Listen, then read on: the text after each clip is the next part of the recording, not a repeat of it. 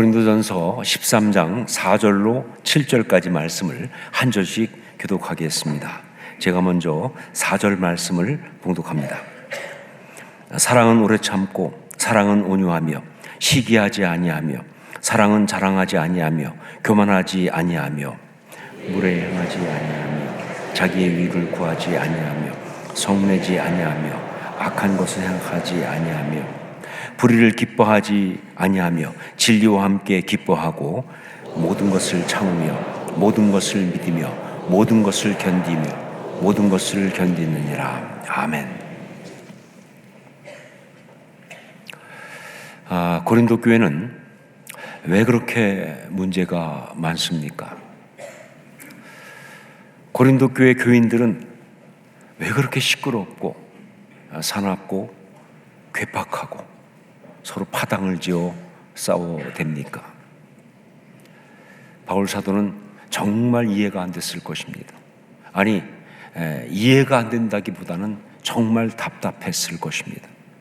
다른 것도 아니고 교회인데, 세상 사람도 아니고 성도인데, 주의 복음으로 세워진 주의 몸된 곳인데 어떻게 이렇게 문제가 많고 그리고 안타까운 모습을 보일 수 있는지.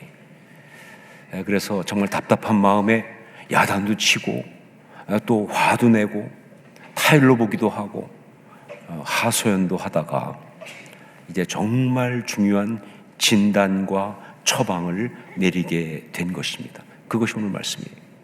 정말 중요한 진단과 처방을 내리게 된 것이다. 그것이 무엇인가? 그것이 바로 사랑입니다. 사랑. 이 모든 문제, 이 안타까운 모습의 이유가 뭐냐? 그건 바로 사랑이 없어서 바로 그런 것이다. 하나님의 사랑을 온전히 받고 누리지 못하기 때문에, 그래서 성도들의 내면이 그렇게 무력하고 그렇게 왜곡되고 꼬이고 비참한 것이다. 그렇습니다. 사람의 내면의 문제는요 100% 사랑의 결핍이에요. 다른 이유 없어요. 어떤 사람의 내면에 문제가 있다? 100% 사랑의 결핍이에요. 온전한 사랑을 제대로 받지 못해서, 그래서 그렇게 내면이 어려운 겁니다. 그게 무엇이든 간에. 그리고 성도 간의 이 코이노니아와 함께 동역하고 함께 사역하는, 참 어떻게 보면 가장 큰 축복의 관계죠. 그런데 이것이 그렇게 시끄럽고 갈등하고 그렇게 하면서 서로 힘들어하고 싸우고 저주하고 이렇게 되는 것이 이유가 뭐냐? 다른 일 하는 것도 아니라 코이노니아, 성도 간에 교진하는 것인데, 섬김과 봉사, 사역하는 것인데 이렇게 힘들고 어렵고 시끄러운 이유가 뭐냐? 그 이유는 바로 그 가운데 사랑이 없기 때문에. 사랑이 없기 때문에. 여러분, 어떤 관계가 우리한테 하나님이 주신 관계로 주어졌다고 한다면, 그게 어떤 것이든 하나님이 주신 관계라면, 가족이든 성도든 이 친구든 이웃이든 동역자든, 그렇다면 그 기본 동기와 본질은 반드시 사랑이어야 하는 거예요. 왜냐하면 하나님이 우리에게 어떤 관계를 주실 때는요 딱 이유는 한 가지예요. 사랑하라고 주신 거예요. 다른 이유가 없습니다. 일 시켜 먹으려고 묶어놓은 거 아니에요. 사랑하라고 주신 거예요. 그러니까 그 관계는요, 그게 무엇이든 간에 어떤 것이든 간에 결국은 뭐예요? 사랑의 표현이어야 합니다. 사랑의 실천이어야 합니다. 그 사랑을 누리는 것이 되어야 하는데, 거기에 사랑이 없으니까 그게 이렇게 시끄러운 거예요. 그렇게 힘든 거예요. 그렇게 연기가 나고 냄새가 나고 그렇게 와글거리고 고통스러운 것이 되고 마는 것이다. 그렇습니다. 사랑이 우리 모든 문제에 대한 진단이에요. 그리고 사랑이 우리 모든 문제에 대한 처방입니다. 분명하게 말합니다. 사랑이 우리 모든 문제에 대한 진단이고, 사랑이 우리 모든 문제에 대한 처방이다. 제가 미국에서 목회할 때 내적 치유 세미나라는 것을 많이 인도했습니다. 정말 그 가운데 놀라운 회복과 은혜의 간증들이 굉장히 많습니다. 자, 그 중에 하나 기억에 남는 것은, 한 번은 이제 그 집회를 하면서 둘째 날 저녁 그때가 제일 이제 뜨겁게 기도할 때인데 십자가 치유 기도라는 것을 하고 그리고 돌탕 시간을 가졌습니다. 돌탕 시간 그러니까 뭔가 싶을 텐데 돌아온 탕자를 줄임말입니다. 그 시간에 그러니까 돌아온 탕자 비유처럼 사람들이 이제 각자 그렇게 하나님 앞에 떠나서 힘들었던 모든 것에서 돌이켜서 아버지께로 돌아오는 거예요. 그런데 그때 그 돌탕 시간 가질 때는 조금 더 실감나게 하기 위해서 그냥 뭐 설교만 하는 것이 아니라 그 테이블의 리더들이 하나님 아버지 대신에 서서 그 한 사람 한 사람을 안아주는 거예요.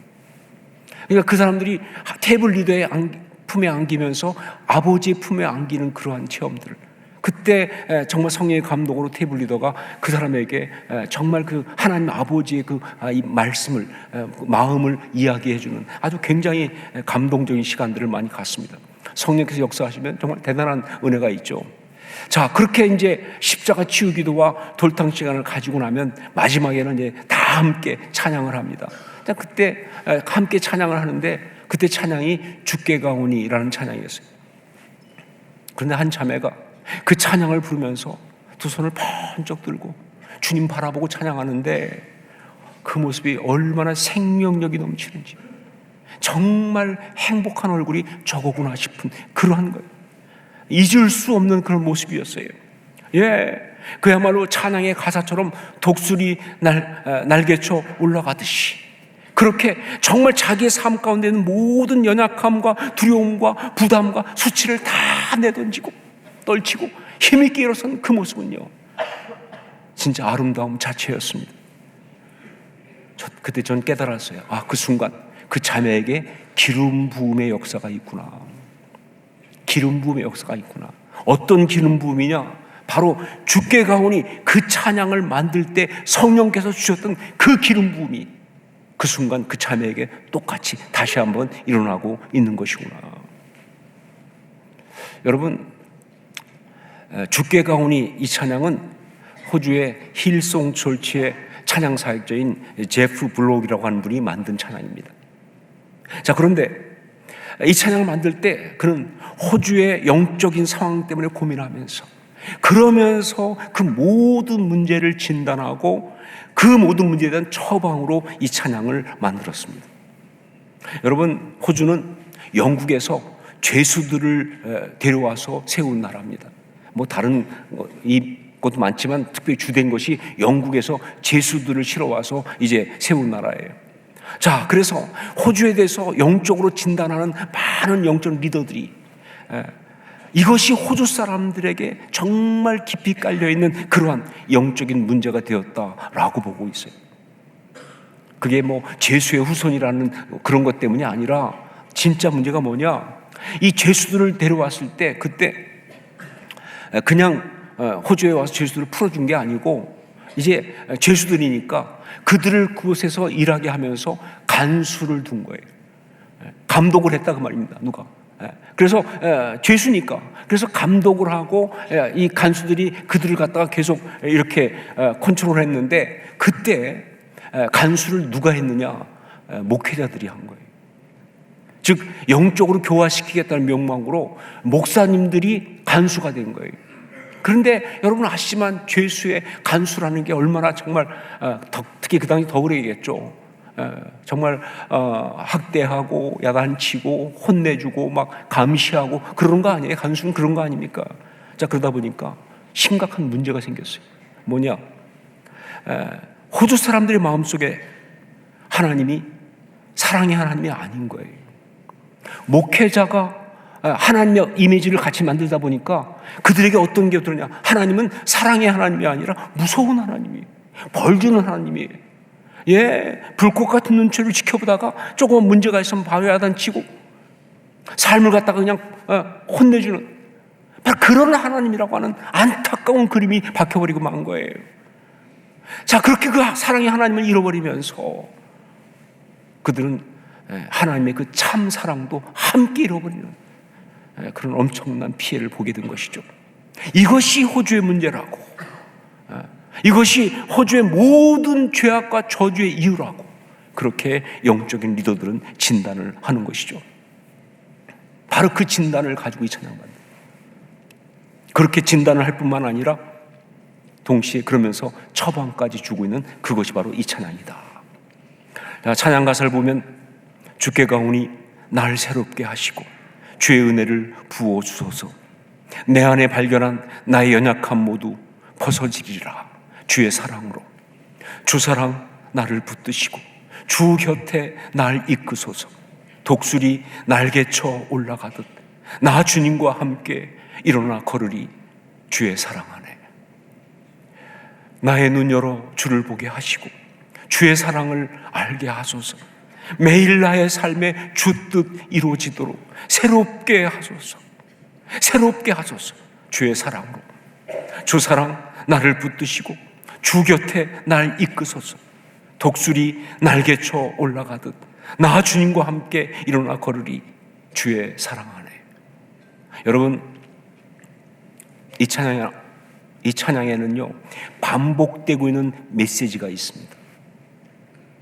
이 찬양은 반복하면서 강조하고 있는 메시지가 있어요. 그것이 뭐냐? 주의 사랑으로 주의 사랑 안에. By the power of your love, in the power of your love 라고 하는 주의 사랑으로 주의 사랑 안에. 예, 답은 이것입니다. 어떻게 우리가 하나님의 자녀로 이 세상을 아름답게 행복하게 살 수 있을까? 어떻게 우리가 하나님의 아름다운 공동체를 이 세상 가운데 축복으로 이룰 수가 있을까라고 한다면, 예, 그 답은 바로 뭐예요? 그 유일한 답은 뭐냐? 주의 사랑으로 주의 사랑 안에. By the power of your love, in the power of your love. 이거라고요. 정확히 10년 전이네요. 거의 10년 전, 정확히 10년 전입니다. 제가 주의 부르심으로 여기 부산에 왔습니다.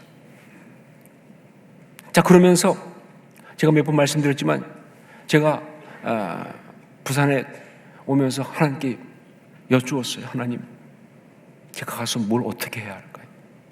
왜 저를 이곳에 부르셨습니까? 뭐 하라고 부르셨습니까? 뭘 하기 원하십니까? 근데 그때 정말 깊은 감동처럼 제게 다가온 주의 음성이 있었습니다. 나는 내 자녀들이 행복했으면 좋겠다. 그러면서 주신 것이 아름다운 교회 행복한 성도입니다. 아름다운 교회 행복한 성도. 예, 그래서 그것이 바로 우리 교회의 목회 지침이 됐어요. 지난 10년 동안 정말 이 목회를 하는 가장 중요한 골이 바로 아름다운 교회 행복한 성도, 그것이죠. 자, 그러면 아름다운 교회 행복한 성도 어떻게 이루고 어떻게 누릴 수가 있을까 하는 거죠. 어떻게 아름다운 교회가 됩니까? 어떻게 행복한 성도로 살 수가 있습니까? 그 답을 정확히 10년이 되는 오늘 다시 한번 확실하게 확인해 주셨습니다. 그 답이 뭐예요? 주의 사랑으로 주의 사랑 안에. 주의 사랑으로 주의 사랑 안에. 네, 주의 사랑, 즉 진짜 사랑, 온전한 사랑으로만, 그 사랑 안에서만 우리는 아름다운 교회를 이룰 수 있습니다. 다른 방법이 없어요. 그 사랑으로만, 온전한 사랑으로만 아름다운 교회를 이룰 수 있고 그 가운데 우리는 행복할 수 있는 거예요. 예, 그렇습니다. 우리 삶 가운데 모든 거의 답은 이거예요. 어떻게 우리가 아름답게 살아갑니까? 어떻게 우리가 행복하게 살아갑니까? 그렇죠. 주의 사랑, 진짜 사랑, 그 주의 사랑으로 주의 사랑 안에서 살아갈 때만 그렇다라는 거예요. 이게 우리 삶에 대한 진단이고 처방이에요. 자, 그런데 이렇게 주의 사랑으로 주의 사랑 안에 아름다운 공동체를 이루고 그 가운데 행복한 신앙인이 되어야 하는데, 그런데 그러기 위해서 우리가 먼저 알아야 할 것이 하나 있어요. 그건 뭐냐? 그 주의 사랑, 즉 진짜 사랑, 온전한 사랑이 무엇인지를 알아야 한다는 거예요. 예, 그 주의 사랑, 즉 진짜 사랑, 온전한 사랑이 무엇인지를 알아야 한다. 왜냐하면요, 이유가 있습니다. 여러분, 세상 어떤 것보다 정말 가장 심각하게 왜곡되고 변질된 마귀가 가라지를 뿌려서 해악을 끼치는 것, 제가 말씀드렸죠. 마귀는 우리 가운데 있는 중요한 것에 다 가라지를 뿌린다고. 그래서 그걸 갖다 다 변질시키는데 그렇게 마귀가 가라지를 뿌려서 해악을 끼친 것 가운데 그래가지고 정말 유사품같이 이상한 것, 왜곡된 것이 막 난무하도록 한 그것 가운데 가장 심한 게 바로 뭐냐면 사랑이에요. 예, 사랑만큼 그렇게 심각하게 왜곡된 것이 없어요. 그것만큼 변질된 것이 없어요. 정말 가짜 사랑이, 잘못된 사랑이, 변질된 사랑이 아닌데 사랑같이 그렇게 날리는 것이 난무한 게 이 세상 아닙니까? 그리고 그것이 바로 세상이 이렇게 힘든 이유예요. 우리가 이렇게 불행하고 고통스러운 이유예요. 우리의 모든 죄악과 문제는 다 거기서 나온다 그 말입니다. 잘못된 사랑, 왜곡된 사랑, 변질된 사랑, 그것 때문에 오는 것이다. 그래서 우리가 진짜 사랑을 알아야 돼요. 진짜 사랑, 온전한 사랑을 알아야 돼요.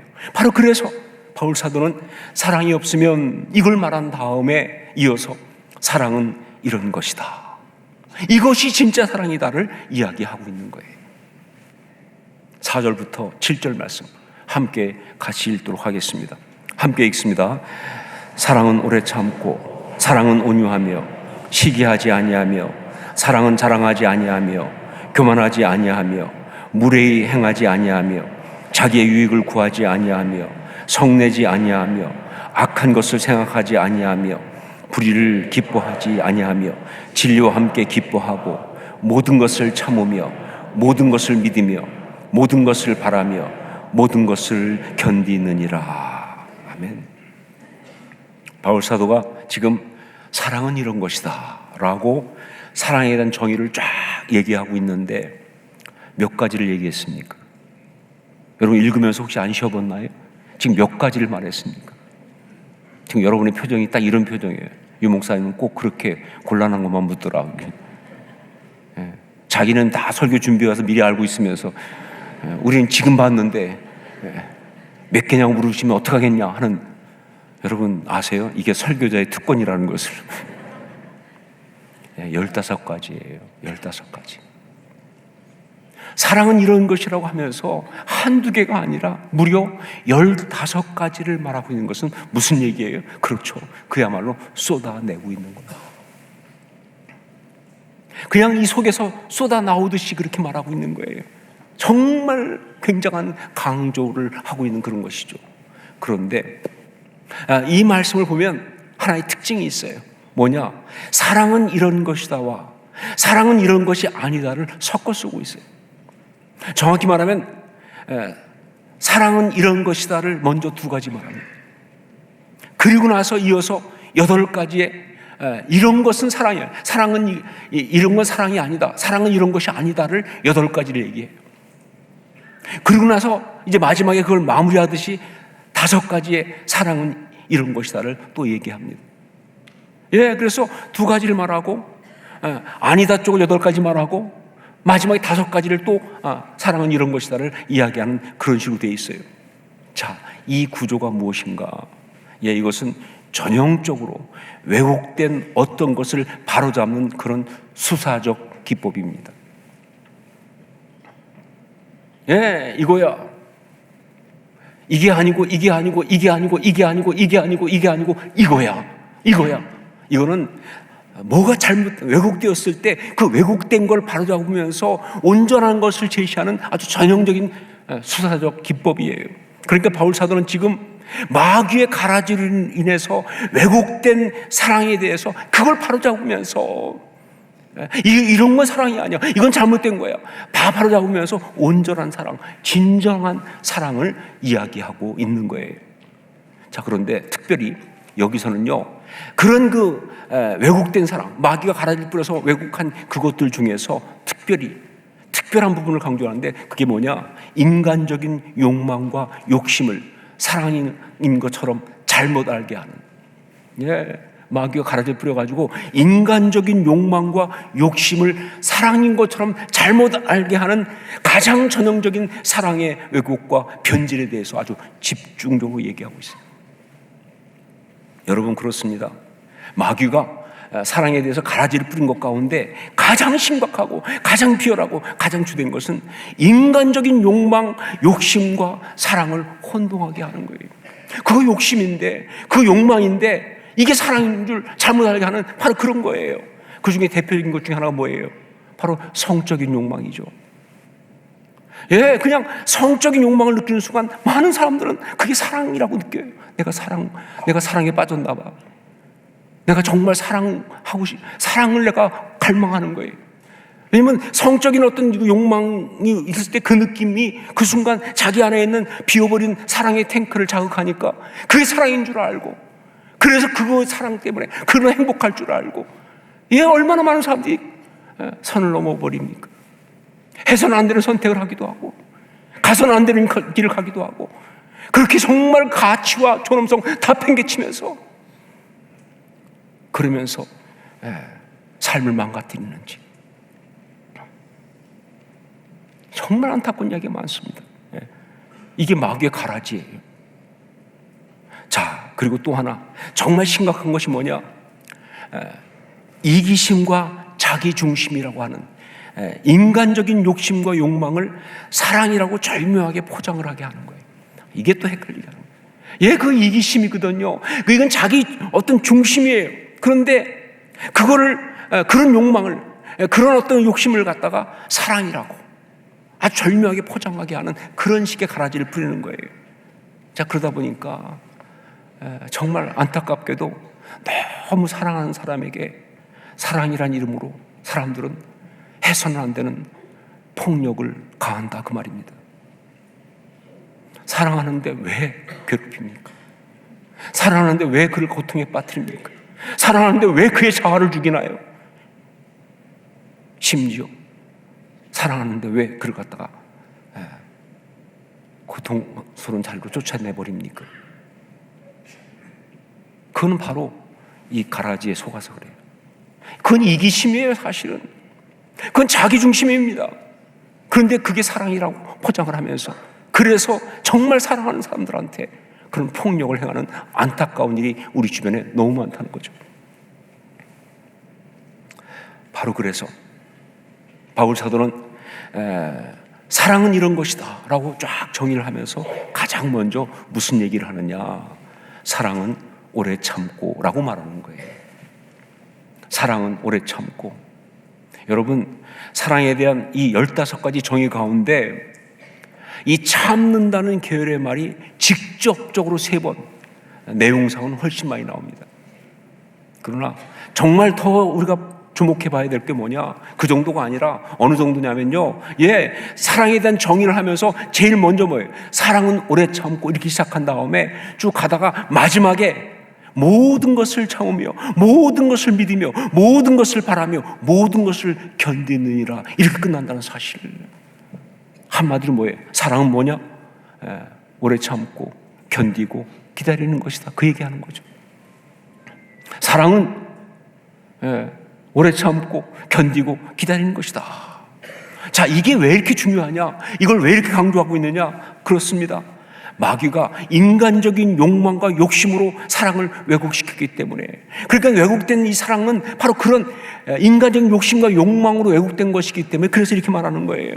여러분, 욕심과 욕망, 그것의 가장 큰 죄성은 사실 욕심이 있다는 것, 그 죄 아니에요.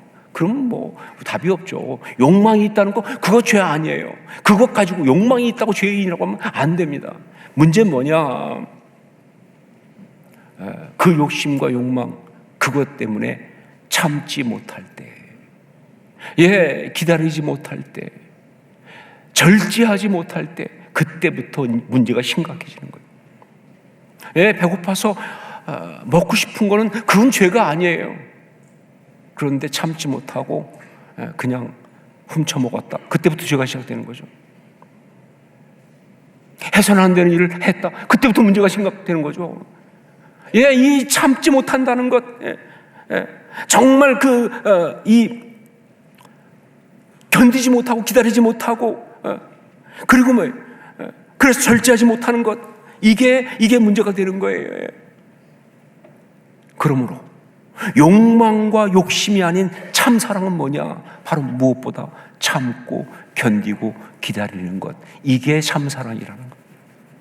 여러분, 그렇습니다. 죄로 오염된 세상 가운데서 온전한 사랑의 가장 구체적이고 실천적인 방법, 어렵지 않습니다. 애매하지 않아요. 아주 분명합니다. 성경은 말합니다. 참는 거라고. 인내예요. 참고 견디고 기다리는 것. 그게 사랑이에요. 그게 사랑이라고요. 여러분, 하나님을 정말 사랑하십니까? 하나님을 정말 사랑하십니까? 그렇다면 하나님을 신뢰하면서 참고 견디고 기다려야 합니다. 여러분, 하나님을 사랑하는 방법, 물론 어떤 사람은 자기의 어떤 걸 드리기도 하고 삶을 드리기도 하고 어떤 사역을 하기도 하고 다 맞아요. 하지만 가장 기본적인 건 뭐냐면요, 하나님을 신뢰하면서 이해가 되지 않지만, 내가 원하는 것이 아니지만, 그러나 하나님을 신뢰하면서 참고 견디고 기다리는 것이 하나님을 사랑하는 거예요. 그게 하나님을 사랑하는 거예요. 여러분, 그때 우리 하나님이 얼마나 정말 영광을 받으신 줄 아세요? 예, 우리 지금 교회에도 그런 사람 너무 많습니다. 정말 원치 않는 상황들, 질병과 상황들과 그런 가운데서 정말 하나님을 신뢰하기 때문에 결과는 모르지만 그래도 참고 견디고 기다리는 거예요. 그게 하나님을 사랑하는 거예요. 하나님이 주신 사람들을 사랑하기 원하십니까? 하나님 내게 주신 사람들을 사랑하기 원하십니까? 그렇다면 무엇보다 그를 참고 견디고 기다려줘야 한다. 예, 사랑은 그런 거예요. 예, 자녀를 향한 부모의 가장 중요한 사랑은 참고 견디고 기다려주는 겁니다. 네, 너무 사랑하니까 그래서 참지 못하고 막 그냥 야단치고 혼내고, 아니요, 그건 아니에요. 물론 어느 순간에 그럴 순간이 올 수도 있겠지만, 아니요, 기본적으로 참고 견디고 기다려주는 거예요. 정말 힘들고 어려워도, 심지어 실망스럽고 절망스러운 순간에도 끝까지 참고 견디고 기다려주는 것, 이게 바로 사랑이다 하는 것이죠.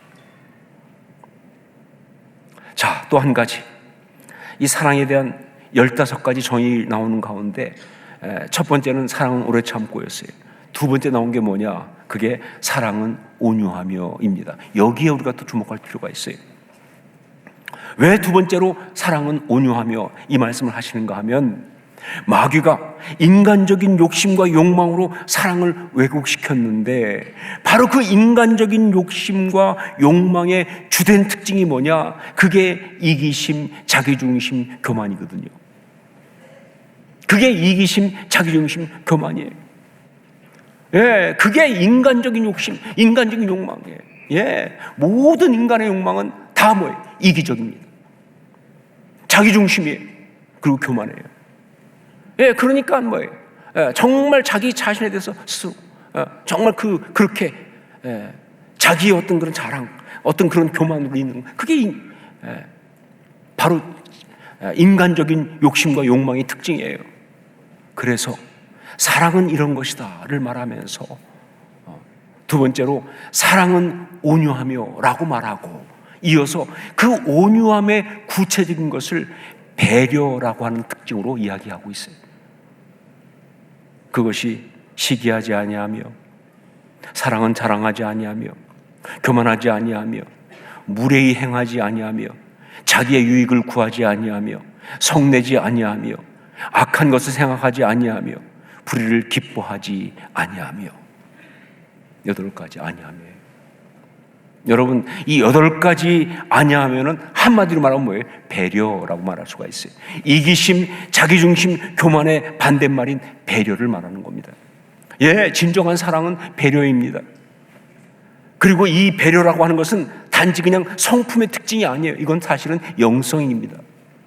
여러분 아세요? 이 땅에 존재하는, 역사상 지금까지 존재했던 것 중에서 가장 아름다운 배려, 가장 귀한 배려가 뭔지, 그게 바로 성육신과 십자가 대속이라는 것을. 그렇죠. 하나님이 우리를 구원하기 위해서 이 땅에 육신을 입고 찾아오신 성육신 같은 배려가 어디 있습니까? 이건 정말 감당할 수 없는 배려죠. 우리가 하나님께 가지 못하니까, 우리가 하나님을 알지 못하니까 하나님께서 친히 인간의 육신을 입고, 정말 전능자께서, 무한하신 분께서 유한한 이런 인간의 몸을 입고 이 땅에 오신 거 아니에요, 우리 속에. 이건 배려예요. 뿐만 아니라 우리를 구원하시기 위해서, 그래서 십자가에 자신을 대신 못 박으신 그 대속, 이건 정말 감당할 수 없는 배려죠. 우리가 구원받을 수 없으니까. 그리고 이것은 바로 가장 놀라운 사랑입니다. 이게 사랑이죠. 그리고 이것이 바로 우리가 받고 누리고 있는 복음의 핵심이죠. 우리 신앙의 핵심인 것입니다. 그래서 이게 영성이에요. 여러분, 진정한 사랑은 배려하는 것입니다. 이기심과 자기중심, 교만을 벗어 던지고 예수 그리스도의 그 십자가 복음으로 섬기는 것, 이게 진정한 사랑이다 하는 거예요. 자, 그런데 이렇게 말하면 마음속에 그냥 막을 수 없이 밀고 들어오는 생각이 뭐냐면, 그러니까 사랑은 그냥 왕창 손해보는 것이구나 라는 생각이에요. 그렇죠. 이기심과 자기중심, 교만을 벗어던지고 예수 그리스도의 십자가 복음으로 섬기는 것 너무 좋은데, 그런데 그냥 너무 손해보는 거 아닐까. 더군다나 그 배려에서 나온 거니까 8가지 아니하며가 나왔잖아요. 그렇죠? 그러니까 이것도 안 되고 저것도 안 되고 뭐 하라는 거야? 그럼 우리 보고 나는 어떻게 살아야 돼? 재미없어 어떻게 살아? 힘들어 어떻게 살아? 그 생각 들 수 있어요. 정말 그렇습니다. 정말 언뜻 생각하면 배려한다는 것, 사랑한다는 것은 내가 너무 손해보는 것 같아요. 그러나 여러분 아세요? 아니요, 손해 아니에요. 사실은 축복입니다. 사실은 특권입니다. 정말 사실은 진정한 행복은 바로 그거예요. 그래서 바울 사도는 이 8개의 아니하며를 쭉 열거하다가 이게 계속 부정적이잖아요. 마지막에 전격적으로 한마디를 더 하는데 그게 뭐예요? 진리와 함께 기뻐하고. 진리와 함께 기뻐하고 무슨 뜻인지 아시겠습니까? 이런 얘기입니다. 내가 정말 하나님이 주시는 그 사랑 때문에 누굴 사랑하고 섬겼어요. 근데 누가 알아줍니까? 고생 많이 했는데 알아주는 사람도 없어요. 내 시간, 내 삶 다 낭비한 것 같은데, 그런데 아무것도 남은 것이 없는 것 같아요. 손해본 것 같아요. 그런데 진리와 함께 기뻐하고 하나님이 아시잖아요.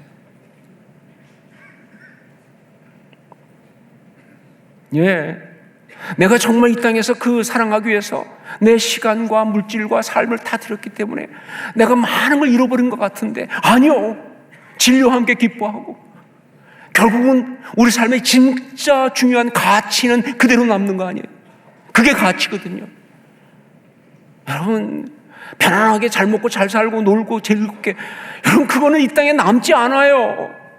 그러나 정말 사랑하기 위해서 밤잠 못 자고 고민하면서 섬겼던, 오해받으면서까지 섬겼던 그 모든 것들은 하나님의 아름다운 가치로 남을 줄로 믿습니다. 그게 진리와 함께 기뻐함이에요. 그게 배려죠. 그게 사랑의 특징이에요. 어떻게 참 사랑이 우리를 아름답고 행복하게 하는지를 그대로 보여준다.